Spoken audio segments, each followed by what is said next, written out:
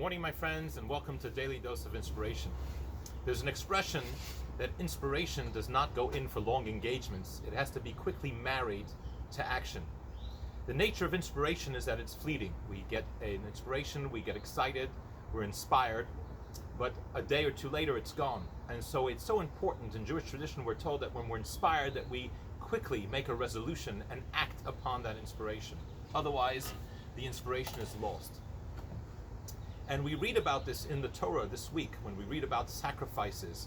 And one of the laws about sacrifices is that the sacrifices had to be eaten within a prescribed limited time. We're told the spiritual, Kabbalistic, mystical meaning of this is a sacrifice represented getting close to God. In Hebrew, the word for sacrifice, karban, means to become close. It's a time of inspiration.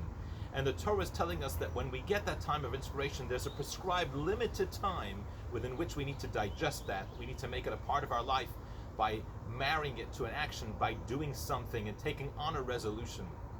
And I believe that as we see our world around us changing, and many of the social distancing and the quarantines are maybe coming to an end slowly, or going through different stages of change, many of us maybe during this pandemic came to certain realizations about life, about the meaning of our lives, about the pace of life, about what's important, relationships, certain things that maybe we overlooked and neglected in the pre-corona days. But it's really important that we make resolutions before life gets back to what they call normal, before we get back to our regular schedules and the hectic schedules and the rut of life, that we make certain